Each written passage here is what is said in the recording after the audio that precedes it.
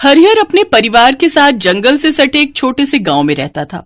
हरिहर जंगल से लकड़ियां काटता और शहर ले जाकर बेचाता। यही उसकी कमाई थी। एक रोज उसकी पत्नी उषा ने कहा, क्या जी, सारी उम्र लकड़ियां बेचकर ही गुजारा करेंगे क्या? दाल रोटी चल रही है ना उषा, बस उतना ही काफी है। ऐसे ही समय बीता। फिर एक रात अचानक उस जंगल में बहुत भयंकर आग लग गई। आग इतनी भयानक थी कि उस छोटे से गांव में भी फैल गई और लोगों के घरों तक में आग लग गई। सब अपनी जान बचाकर घरों से भागने लगे। घर में रखा सारा सामान जलकर खाक हो गया। अब हम कहाँ जाएंगे जी? जो 2 पैसे जोड़े थे वो भी जल गए। सारा जंगल जल गया, अब मैं लकड़ियां कहाँ से बेचूंगा? अगले दिन उन्होंने अपना घर साफ किया। घर के नाम पर अब उसमें ईंटें ही बची थी जिसमें वो रहने लगे। तभी उसका बड़ा दामाद घर आया और कहने लगा, पिताजी पैसे बचे हैं या वो भी जल गए? देखिए, मैंने जो आपको पैसे दिए थे वो किसी से ब्याज पर लिए थे, अब उसे कैसे लौटाऊंगा? और मेरा काम भी ठीक नहीं चल रहा है, तो मैं भी उसे कहाँ से दूं?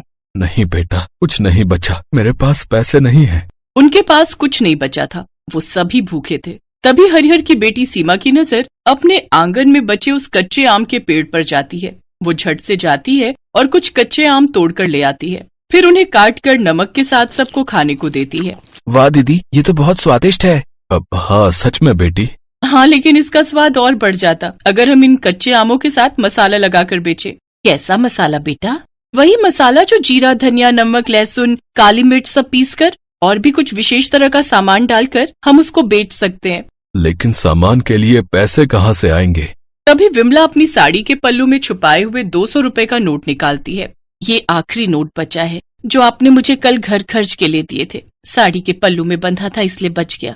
अगर सीमा का बताया हुआ काम चल निकला तो ये पैसे फिर बन जाएंगे। फिर सीमा दूसरे गांव जाकर जरूरत का सामान ले आई। फिर एक कच्चा आम काट कर उस मसाले के साथ सबको खाने को दिया। हरिहर खुशी से बोला, अरे वाह बेटी, ये तो बहुत ही स्वादिष्ट है। मैं अभी पेड़ से आम तोड़कर लाता हूँ, फिर इस मसाले के साथ हम उसे बाजार में बेचने जाएंगे। हरिहर ने आम तोड़े और मसाला लेकर बाजार में बेचने के लिए सीमा के साथ निकल गया। कच्चे मसाला आम, कच्चा मसाला आम, आइए आइए, सिर्फ 10 रुपए में आइए आइए। कच्चे मसाला आम, कच्चा मसाला आम, आइए आइए, सिर्फ 10 रुपए में आइए आइए। उसके मसाले की खुशबू से कुछ ही देर में लोग उसकी तरफ आने लगे और देखते ही देखते उनके सारे कच्चे आम बिक गए। दोनों जल्दी से घर आ गए। क्या हुआ जी, आप दोनों बड़े जल्दी लौट आए? अरे विमला, आज हमारे सारे आम बिक गए और ये देखो पैसे। पैसे देख सभी बहुत खुश हुए। अगले दिन हरिहर फिर से कच्चे आम और मसाला लेकर बेचने निकल गया। हरिहर जहाँ बाजार जाकर कच्चे मसाला आम बेचने लगा तो वहीं सीमा दूसरे गांव जाकर मसाले वाले कच्चे आम बेचने लगी। कुछ ही दिनों में उन्होंने ठीक ठाक पैसे जोड़ लिए। धीरे धीरे सीमा मसाले वाले आम के साथ साथ आम पापड़ भी बनाकर बेचने लगी, जिससे उसकी कमाई और भी बढ़ गई। एक रोज, ये लो बाबा पैसे, अब जीजा जी के पैसे उन्हें लौटा दीजिए। और बाबा, अब मैं ठेले को एक बहुत बड़ी दुकान में बदलने वाली हूँ। तभी उनके दरवाजे पर एक लड़का आया। जी, कच्चे आम का मसाला वाली का घर यही है क्या? जी कहिए, मैं ही कच्चे आम मसाले वाली हूँ। देखिए, मेरे यहाँ पैकिंग का काम होता है। सामान लेकर मैं उसे पैक करवाता हूँ और बाजार में बेचता हूँ। इसलिए मुझे तुमसे 200 आम पापड़ और 100 कच्चे आम के मसाले के पैकेट चाहिए। हाँ हाँ, मैं तैयार हूँ। फिर कब आऊँ मैं लेने? 10 दिन तो लगेंगे। 10 दिन के अंदर सीमा ने कच्चे आम का मसाला और 200 पैकेट आम पापड़ बनाकर दे दिए। अमित ने उसे बाजार में बेचा तो उसका काम खूब चलने लगा। उसने सीमा को और भी ऑर्डर देना शुरू कर दिया, जिससे उन्हें खूब कमाई होने लगी। अब दोनों अपने काम में खूब पैसे कमाने लगे। फिर एक रोज, मैं जानता हूँ सीमा, तुमने अपने जीवन में बहुत संघर्ष किया है, लेकिन अब मैं तुमसे शादी करके तुम्हारे सारे दुख दूर करना चाहता हूँ। क्या तुम मुझसे शादी करोगी? ये सुनकर सीमा ने झट से हाँ कर दी और दोनों सदा सदा के लिए एक दूसरे के हो गए।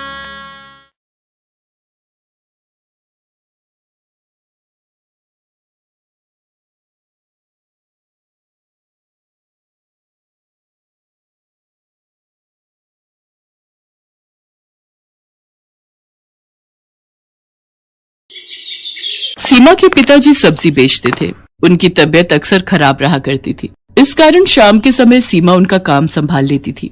एक दिन वो सब्जी बेच रही थी। एक लड़का गौरव उसके ठेले पर आया। गौरव का उस पर दिल आ गया। उसने मन ही मन सोचा कि कितनी प्यारी सी लड़की है, काश ऐसी लड़की मेरी जीवन साथी हो। क्या सोच रहे हो, कुछ चाहिए क्या?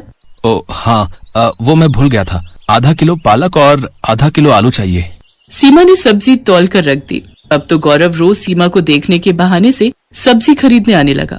एक दिन सीमा के पिताजी से गौरव ने कहा, मैं आपकी बेटी को बहुत पसंद करता हूँ और उससे शादी करना चाहता हूँ। क्या काम करते हो? पढ़ा लिखा हूँ लेकिन अभी बेरोजगार हूँ, नौकरी ढूंढ रहा हूँ, गरीब हूँ, लेकिन आपकी बेटी को पलकों पर बिठा के रखूंगा।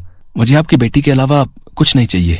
गरीब आदमी के लिए बिना दहेज दिए बेटी का हाथ किसी के हाथ में देना बहुत बड़ी बात थी, इसलिए उन्होंने शादी के लिए हाँ कर दी। साधारण तरीके से गौरव और सीमा की शादी हो गई। आओ बहू, हमारे घर में तुम्हारा स्वागत है। सीमा ने चारों तरफ देखा। गौरव का घर ज्यादा बड़ा तो नहीं था, मगर हाँ, उसके घर से अच्छा था। उसने सरला के पैर छुए तो सरला ने ढेरों आशीर्वाद दिए। कुछ दिनों बाद गौरव को एक प्राइवेट नौकरी मिल गई, लेकिन कुछ ही महीनों बाद वो छूट गई। ऐसे कैसे काम चलेगा गौरव? कुछ काम तो करना ही पड़ेगा। बोलो क्या करूं सीमा? है पकौड़े तलूं? डिग्रियां लेकर भी कोई जॉब नहीं मिल रही, और जो मिलती है महीने 2 महीने बाद छूट जाती है। बहू, जमा जोड़ा सब खत्म हो चुका है। इसकी नौकरी से भी क्या गुजारा है? इतने खर्चे हैं गृहस्थी के, ये भी बेचारा क्या करे। जानती हूँ माँ जी, ये भी परेशान है, लेकिन अगर ज्यादा नहीं तो थोड़े पैसों में ही कर ले। साग सब्जी का तो खर्चा निकल ही आएगा। कुछ दिनों बाद गौरव को जॉब मिल गई, लेकिन सैलरी केवल 8,000 रुपए थी। इस समय पैसों की बहुत जरूरत थी, इसलिए उसने हाँ कर दी।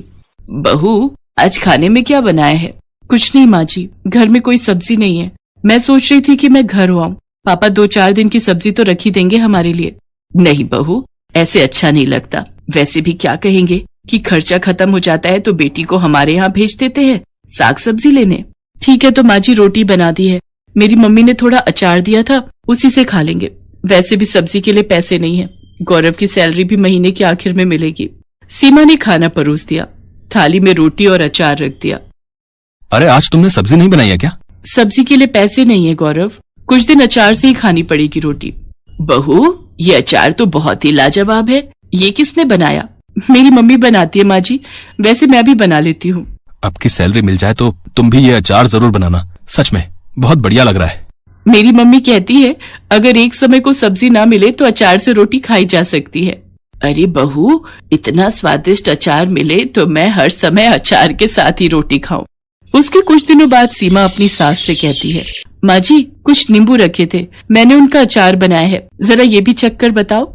सच में लगता है जादू है तुम दोनों माँ बेटी के हाथों में, जो कोई खाए उंगलियां चाटता ही रह जाए। एक बात कहूँ जी? हाँ कहो सीमा। क्या ये वो लगा रखा है? ठीक से कहो, क्या कहना चाहती हो? मैं सोच रही थी इस तरह के अचार बनाकर बेचना शुरू कर दूं। वैसे भी हम दोनों सास बहू घर में सारा दिन खाली तो बैठे रहते हैं, इस बहाने हमारा समय भी कट जाएगा और हमारी आमदनी भी हो जाएगी। तुम तो बड़ी समझदार हो बहू, लेकिन मुझे अचार बनाना नहीं आता।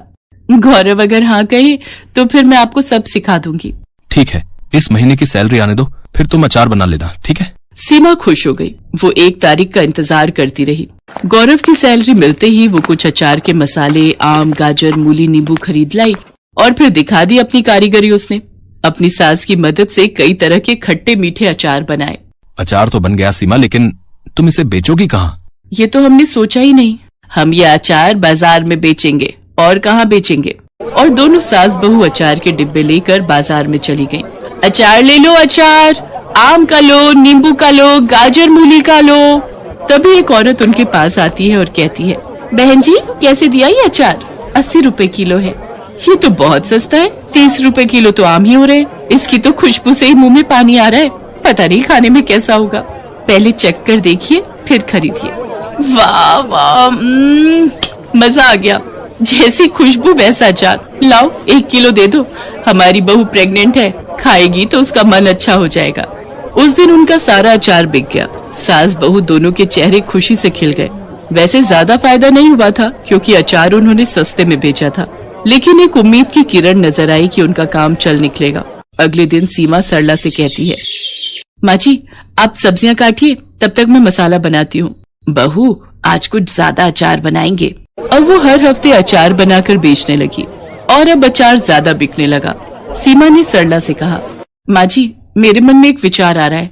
बाजार और दुकान पर हमारे ग्राहक बढ़ते जा रहे हैं, लेकिन हमारी कोई पहचान नहीं है। क्यों ना हम अपने अचार को कोई एक पहचान दे? वो कैसे? वो ऐसे, अब हम अपना अचार खुला नहीं बेचेंगे, अब हम उसको खुद तोलकर 1 पाव आधा किलो और 1 किलो के डिब्बे में पैक करेंगे। इसका एक नाम होगा, सास बहू का अचार। हम इसे थोक की दुकानों तक पहुंचाएंगे। देखना, अगर ऐसा होगा तो हम सास बहू छा जाएंगी। लगता है मुझे भी नौकरी छोड़कर सास बहू की अचार फैक्ट्री में काम करना पड़ेगा। ये विचार भी बुरा नहीं है, पहले दुकान उसके बाद फैक्ट्री। वाह, हम लोग बहुत अमीर हो जाएंगे, है ना माँ जी? चलो चलो, सपने देखना छोड़ो और अब काम पर लग जाओ, तभी सपना सच होगा। सुना है तुम दोनों बहुत अच्छा अचार बनाती हो, क्या हमें भी सिखा दोगी? हाँ सरिता, बिल्कुल सिखा देंगे।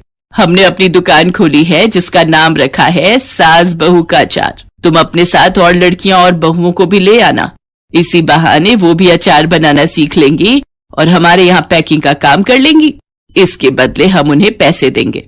अच्छा, फिर तो मैं कल ही 8-10 लड़कियों का इंतजाम करती हूँ। अगर मेहनत सच्ची हो तो दिन बदलने में समय नहीं लगता। सास बहू अचार की दुकान एक छोटी सी फैक्ट्री में बदल गई। गौरव ने अपनी जॉब छोड़ दी। अब वो अपनी गाड़ी से मार्केट में अचार सप्लाई करने लगा। माँ, मैं तो हिम्मत हार गया था, लेकिन तुम और सीमा अचार के बिजनेस को इतनी ऊंचाइयों पर ले जाओगी, मैंने तो कभी सोचा भी नहीं था।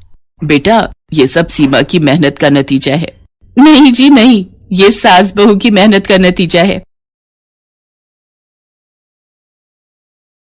सुलक्षणा सुबह से रसोई घर में तरह तरह के व्यंजन बनाने में लगी हुई है। आज उसका इकलौता नीलेश शहर से जो आ रहा है। नीलेश की पढ़ाई अभी अभी ही खत्म हुई है और उसे एक कंपनी में सुपरवाइजर की नौकरी भी मिल गई है। जैसे ही सुलक्षणा को उसके बेटे ने फोन पर नौकरी मिलने की सूचना दी तो उसकी आंखों में खुशी के आंसू आ गए थे और हर माँ की तरह वो भी उसकी शादी के सपने देखने लगी।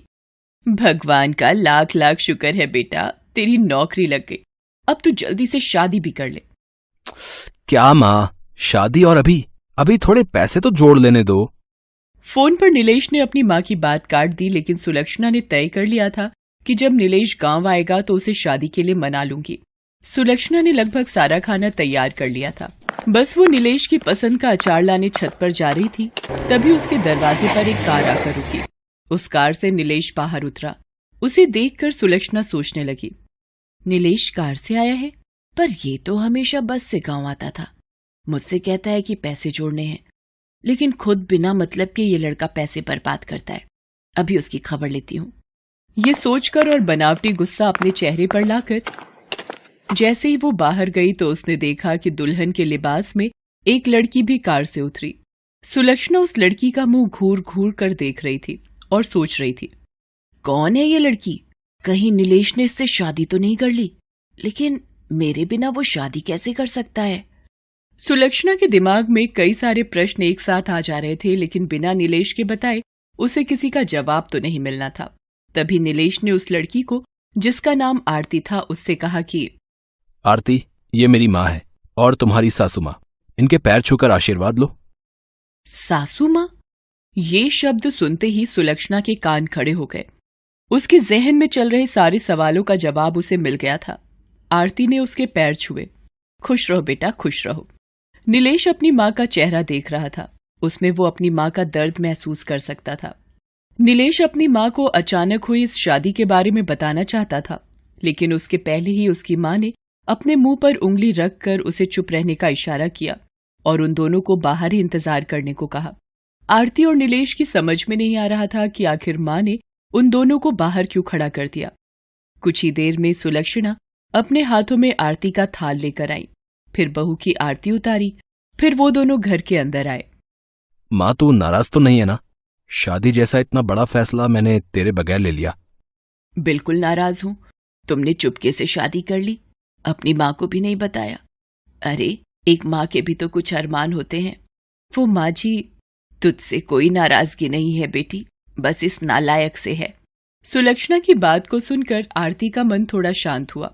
उसके बाद उन दोनों ने अपनी कहानी बतानी शुरू की। दोनों एक दूसरे को कॉलेज के समय से ही प्यार करते थे। कॉलेज खत्म होने के बाद नौकरी मिलते ही उन्होंने शादी करने का तय किया था। नीलेश को नौकरी मिल भी गई। आरती ने नीलेश के बारे में अपने घर में बताया, लेकिन उसके अमीर पिता ये सब सुनकर आग बबूला हो गए और उन्होंने आरती की जबरदस्ती शादी का प्लान बनाया। वो तो ऐन वक्त पर आरती घर से भाग गई, नहीं तो वो उसकी शादी कर देते थे। माँ जी, इसीलिए हमें इस तरह से शादी करनी पड़ी। मुझे माफ कर देना बेटा, मुझे अब तुमसे कोई शिकायत नहीं है। उसके बाद सुलक्षणा ने खाना परोसा और सभी ने मिलकर खाया। आरती तो सुलक्षणा के हाथों के अचार की फैन हो गई। माँ जी, मैं ये अचार थोड़ा और ले लूं? मुझे बहुत पसंद आए। सच कहिए तो मैंने शहर में इतना अच्छा अचार कभी नहीं खाया। आरती की बात सुनकर सुलक्षणा मुस्कुराकर रह गई। अगले दिन वे तीनों शहर की ओर निकल पड़े। नीलेश जिद करके सुलक्षणा को अपने साथ ले जा रहा था। शहर का किराए का घर सुलक्षणा को बहुत पसंद आया। नीलेश अगले दिन ऑफिस ज्वाइन करने पहुंचा, लेकिन उसे तब बहुत आश्चर्य हुआ कि उसे नौकरी से निकाल दिया गया है। नीलेश की समझ में इसका कारण नहीं आया। उसने दूसरी जगहों पर भी नौकरी की कोशिश शुरू कर दी, लेकिन उसे नौकरी नहीं मिली। दिन हफ्ते में बदले और हफ्ते महीने में, लेकिन उसकी नौकरी कहीं नहीं लगी। अब तो उसकी सारी जमा पूंजी भी खत्म हो गई थी। मकान मालिक बार बार किराए के लिए तकादा कर रहा था और इस बार तो उसने फाइनल बोल दिया था कि अगर इस महीने की 30 तारीख तक किराए के पूरे पैसे नहीं दिए तो तुम लोगों को घर से बाहर निकालकर सारा सामान बाहर फेंक दूंगा। हाँ, असल में ये आरती के पिता के रसूख का ही परिणाम था कि नीलेश की नौकरी भी गई और उसे कहीं नई नौकरी भी नहीं मिल रही थी। अब आरती ने शादी तो कर ली थी, इसलिए वो इसमें कुछ कर तो नहीं सकते थे, लेकिन वो ये चाहते थे कि ये मुसीबतें आरती और नीलेश के रिश्ते में दरार ले आएं और आरती उनके पास वापस चली आए। और ऐसा होने भी लगा था। नौकरी न मिलने के कारण नीलेश परेशान रहने लगा था और इसी परेशानी में वो आरती को जली कटी सुना देता। एक दिन तो वो शराब पीकर घर आया। जब सुलक्षणा और आरती ने इसका विरोध किया तो अब इंसान अपनी मर्जी से थोड़ा एंजॉय भी नहीं कर सकता है? हद है ये तो। मुझे ऐसी गुलामी पसंद नहीं है। ना तो आरती ने नीलेश की बात का कोई जवाब दिया और ना ही सुलक्षणा ने, क्योंकि उन्हें पता था कि नीलेश इस समय बहुत परेशान है। लेकिन एक दिन बातों बातों में आरती ने सुलक्षणा से कहा कि माँ जी, नीलेश को नौकरी नहीं मिल रही है, क्यों ना हम कुछ अपना ही काम शुरू करें। अपना? लेकिन अपना क्या? माँ जी, मुझे याद है जब मैं पहली बार आपके घर गई थी तो आपने मुझे अपने हाथ का बना अचार खिलाया था, जिसकी तारीफ करते मैं नहीं थक रही थी। क्यों ना हम वो काम शुरू करें। अगले दिन उन दोनों ने ये आइडिया नीलेश को भी दिया, लेकिन नीलेश ने उसमें कोई इंटरेस्ट नहीं दिखाया। आरती की माँ के पास बहुत पुरानी पायल पड़ी थी। उसने वो पायल बेच दी और अचार के लिए जरूरी सामान खरीद लाई। अचार बनकर तैयार हो गया। फिर दोनों सास बहू उसे बेचने निकल पड़े। किस्मत ने ऐसा साथ दिया कि अचार हाथों हाथ बिक गया और इतने पैसे आ गए कि वो घर का किराया भी दे सकते थे और नए अचार भी बना सकते थे। नीलेश, जो पहले इस काम में बिल्कुल भी इंटरेस्ट नहीं दिखा रहा था, अब उसे अपने व्यवहार और गलती पर अफसोस होने लगा। बेटा, जीवन परीक्षा का नाम है। जब तक हम जीवित हैं, ये परीक्षा लेती है। इसका ये मतलब नहीं कि हम परेशान हो जाएं, दुख में हमेशा बैठे रहें, आंसू बहाते रहें, शराब पीना शुरू कर दें। जब तुम बहुत छोटे थे तब तुम्हारे पिताजी का देहांत हो गया था। मुझ पर मुसीबतों का पहाड़ टूट पड़ा था, लेकिन मैं हारी नहीं, खूब लड़ी परिस्थितियों से। आरती इतने अमीर घर से आई है, फिर भी वो तो दे रही है ना तेरा साथ इस बुरे वक्त में। हम सभी को परिस्थितियों से लड़ना होगा, तभी हमारी जीत होगी। धीरे धीरे उनके अचार की चर्चा सब जगह होने लगी। माँ जी, आपके अचार ने मार्केट में कमाल कर दिया है। जिसे देखो वो आपके अचार की चर्चा कर रहा है।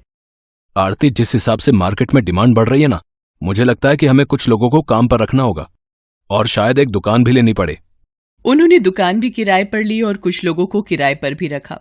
सफलता का ये सिलसिला चलता ही रहा। 1 साल के भीतर उन्होंने अचार बनाने की एक फैक्ट्री भी शुरू कर दी। अब उसकी फैक्ट्री में अचार बनने लगे। उन्होंने अपने अचार के ब्रांड का नाम रखा अचार वाली। ये सब कुछ एक सपने की तरह लग रहा है ना नीलेश? अगर माँ नहीं होती तो ये सब कैसे संभव हो पाता? माँ ने कुछ नहीं किया। ये सब तुम लोगों की मेहनत और ईश्वर की कृपा का परिणाम है। आज अचार वाली और उनके अचार की चर्चा देश से लेकर विदेश में है। सुलक्षणा के हुनर ने तो उसके परिवार की किस्मत को तो बदला ही, उसकी फैक्ट्री से जुड़े हजारों परिवार का भाग्य भी बदला।